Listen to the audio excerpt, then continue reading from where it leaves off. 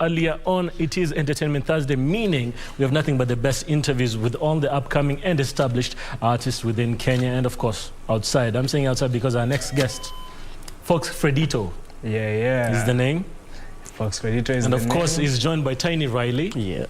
And Foxfredito, interestingly enough, you're from Rwanda. Yeah. Actually, you're not from Rwanda because you were born in Nairobi, but raised in Rwanda. Yeah. Okay. But my paper says I'm Rwandese, so hey. And my family is Rwandese, so what am I going to do? But people are still going to get me because I feel like there's so many buts to that conversation. Yes, there is. Because first of all, I can't speak Rwandese to save my own life. But do you understand it? Yeah, I can. Because I think most of us, especially, you know, this generation, our mother tongue. We understand it, but speaking for me right now, I'm actually I've started picking up on it because right now I can actually use it also in my music and all, mostly because my parents kind of helped me a bit, translations and all that. So it also kind of helps me like learn how to talk it, to say some words, because when I talk in Rwandese, it sounds so weird. I'm usually told. Let's, you know, don't make that face. Before we continue, why not? Give us a sentence, please. You want people to, let me tell you, by Rwandese people to the fans are demanding. I was reading a text earlier. When we posted your poster, they were like, Foxfredito should prove his Rwandese. Okay, maybe I can say a small verse from one of our songs. Please do. Sheribinyira mfate mwezi rasa ninyenye rinka. And I'm gonna stop there before I butcher it anymore. You know, all the people who are around this watching Good Morning Kenya from wherever you are, whether it's YouTube Live at KBC Channel 1 TV, let us know if he was actually telling the truth. Please, go easy on me. And there's Tinny Riley, of course. Yeah. Before we go far, kabla tuende mbali. Yeah. Tinny Riley. Why did you pick that name, though? Tinny Riley.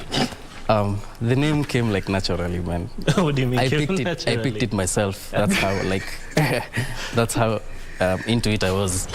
Because Tinny, like, I'm short, I'm like 5'2" right now. Okay, I'm not growing any taller. You're not short. Okay, it's not short, but it's short. For Kenyans, it's kind of like short, yeah.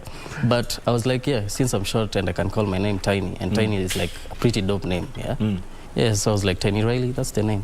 And then the Riley part of the name, it came from one of my favorite shows called Boondocks. Boondocks. Wow. There you go.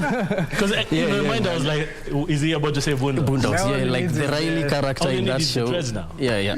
And the lines I do. The only like character I love in the show is Riley, man. So I was now like, the two of you came together and created a collabo, Cheza. Yeah. Which you told me is actually, you know, a shortened Rwandese word. It's supposed to be said as Gucheza, but I decided to put it as Cheza to be. How do you say it again? Gucheza. Gucheza. Yeah, Gucheza. Gucheza. Yeah. I kind of shortened it. I made it a bit more shorter, so even people from here in Kenya can be able to pretty much get it, because it pretty much means the same thing. Cheza, Gucheza, like have fun, but all that type of thing. So I just put it as Cheza so anyone can just say it, because if I put it as Gucheza, now I'm gonna have to be with someone like, say, you have to say Gucheza. You have to explain the title of the song. That's too much work.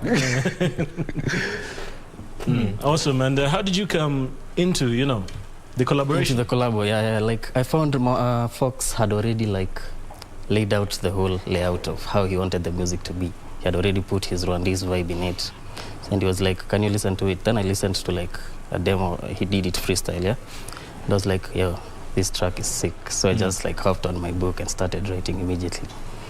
So like took like almost 30 minutes session writing, because he had already written his verses and a bit of his hook. So we were just polishing everything, So we just like took 30 minutes to polish it. Then the next thing you know, we're in the studio just recording. Well, let me ask you this, since we're talking in terms of production, there's been a lot of conversations that, you know, getting production opportunities within our country is not that easy, especially for upcoming artists. Yeah. Do you agree? Okay. Yeah, I kind of agree, because for me personally, I saw it as also kind of a problem, because that's why I also decided to start my own studio, because to produce my own songs, all that, because when I even started music, I didn't know how to sing, didn't know how to rap, didn't know how to mix, master songs, even write my own songs. So when I got the opportunity to start like music and all that, I looked into like going to studios, getting your production done, and that thing is expensive. God, it's expensive to get like a good producer to mix a song, get it mastered, released, get a really good music video. Like, it's too expensive. So I kind of decided, like, I have a laptop, I kind of have some experience in like polishing vocals, because I used to do YouTube, like the whole gaming type of videos and all that. So I kind of started up from there, like in Audacity, worked my way up to FL Studio. So I decided, like, instead of wasting money to go to producers who are gonna take a lot of my money, and sometimes I'm not even gonna get what I want, I can just do that stuff myself. And I started my own studio, bought my own equipment. Like, now I have my own home studio. I'm still teaching myself on how to produce music, because I can't say I'm the best, but I'm learning. So yeah, for me, getting production, for me, it's a lot of money. I can just say get a home studio. I also produce, so I understand that journey of teaching yourself production. It could be daunting. How about you? How did you get into the music business? Into the music business, I just got into it, like, as he said, like, having a production, like having people who can produce your music is super tough, yeah? So I was like in the verge of looking for someone who can produce my music. When you say super tough, is it in terms of expenses or finding someone who understands your sound? Both. Let me just say both. Because like, I feel, okay, let me just say this. Let me put this out there in terms of our genre of music, which is popular, which is Afropop and Afrobeat. Yeah. A lot of people are just using templates. Everything is sounding the same. That's also one thing we usually talk about. How do you feel about that? For me, okay, it can get a bit controversial. It's kind of like my opinion with gengeton type music. For me, I feel nowadays it's just the same thing. Same video, same type of style. Like, I don't feel like it's usually unique anymore, like how it started. Like, same thing that you said with Afrobeats and Afropop. That's where actually I'm actually in a group called Fakers Nights. It's an Afro-Asian trap pop, kind of a mixture. Afro-Asian trap pop. Yeah. Wow, okay. Because it's kind of we try to do a mixture of different languages and different styles. Like, for me, I put my own randis. My other colleague who's not here, Karanu, he puts his Kenyan style. And my other colleague in Japan, his name is Yuta. He puts his own Japanese type of style and all that. And when we mixed it together, we like using different types of beats. So our music doesn't really sound that the same. Even if we do the same type of beat, you won't say that it's just like a copy of this one. It just seems just the same. We just did the same thing. Yeah. Nice. How about you? Like, we have this thing going on in the label. Like, we have a label, trying to build up a label, yeah? And what I know for a fact in this label, yeah, there's no one who sounds the same as the next guy. That's just so is that something you're striving for? That is like what you're trying to have achieved. Like, everyone sounds different to the other. That's what I really love about working with these guys, and also the other guys who are in my upcoming label. Like, everyone sounds so unique, which is kind of good. Like, so when we put them in one song, everyone sounds different. Like, the whole style doesn't sound like this one is trying to copy this one's trying to copy this one, the voice. Like, you'll just tell, like, okay, this one is Riley, okay, this one is this one. You've brought such an interesting dynamic to this conversation of content that I think, we should drive home. Because one of our entertainers is well known, Eric Omondi. He was saying, produce good music. It's not about your lyrics, because like in the Chris Browns of the world and the Nicki Minaj's say, more provocative things. Yeah. So just make, better sounding music. So what would you advise an upcoming producer or an upcoming artist who's watching you right now in terms of finding their sound that is unique? Just don't be afraid to try something new. Like, try different things. Like, just don't see like an artist from TV, like, let's say, for example, me, like the style I do, and go do the same thing. Like, even if you are interested in like the style I do, like, try something new and try to find your niche. Like, try and find your style until you just get it so you sound different. Like, again, try something new, don't expand. You know, as we talk, Yeah. you just mentioned style. I have a question. I'm curious myself. This is for me. How long did it take to grow those? What? The dreads? No, these these aren't really like mine. I used to have longer hair, but kind of cut it down a bit. So this one are just like extensions. Artificial, yeah. Because, you know, artist I brand... can really cut my hair like too much. It was too much. So is it now part of the brand that is, you know? I think it has, because, okay, it kind of now stuck with me because for Fakers Nights, like, we already branded ourselves for how our hair used to look and all that, because we had an artist from Japan who drew us like our own like original characters. So I'm with the dreads, Karano is with his different hairstyle, this one. So people knew me from that.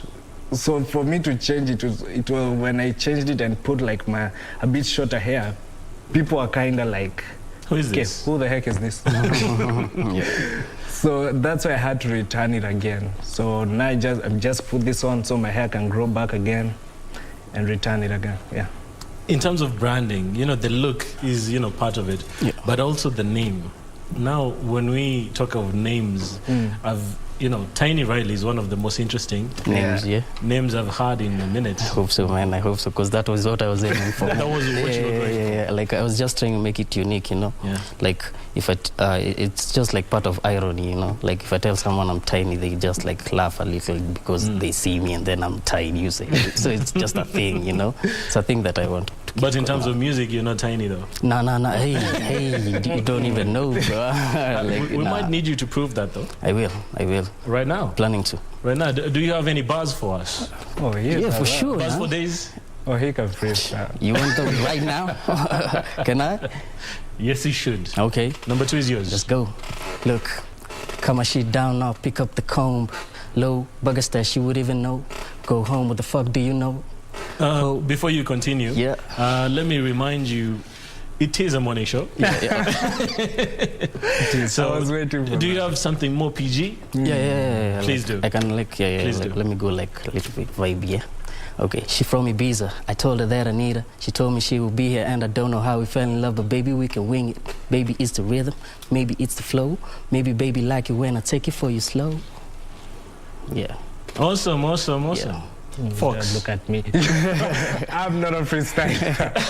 I'm not asking you to freestyle. Oh, okay. I want, you know, there's that Randy's name you told me, Cheza. Yeah, Cheza. Gucheza. Gucheza. Yeah. I want you to do the Gucheza so that, you know, people can, because you're telling me people are having, you know, problems pronouncing it. So maybe if they hear you sing it. Okay. Mfate Mwiza, make the body move to the beat. For Guy, God, I've been passing my life with myself on national TV. Damn. Let's do this. Let's say this, yeah? Before we continue, where can we find that song on YouTube? You can find it on all streaming platforms, Spotify, iTunes, YouTube, everywhere. Yeah.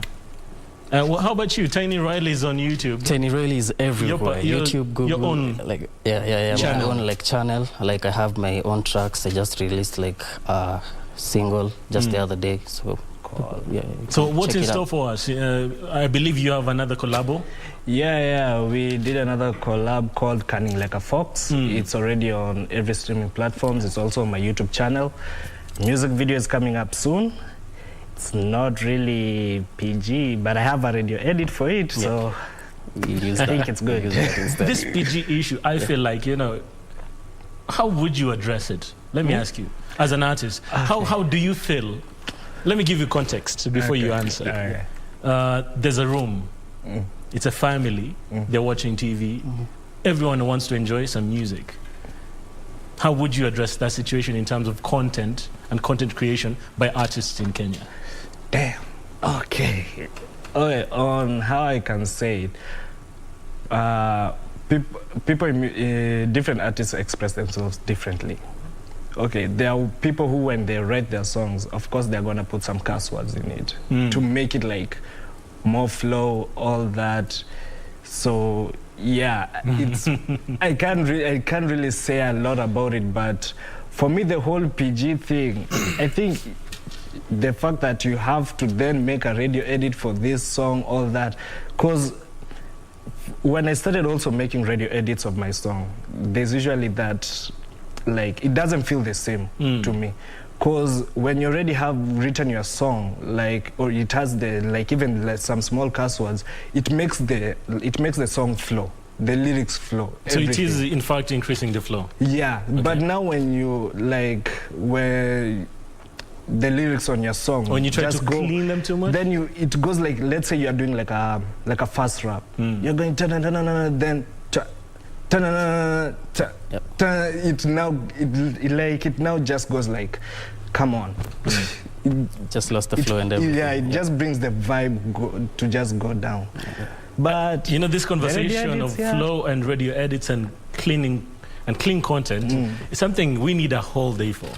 Because one would argue Grammy-winning and Oscar-winning artist Will Smith has never cussed in his albums, but you know, he's where he is musically and in terms of movies. But again, it's a thing about how people express themselves in their songs. So I think he's like, different, like Eminem is different, like every artist is different on how they do their stuff.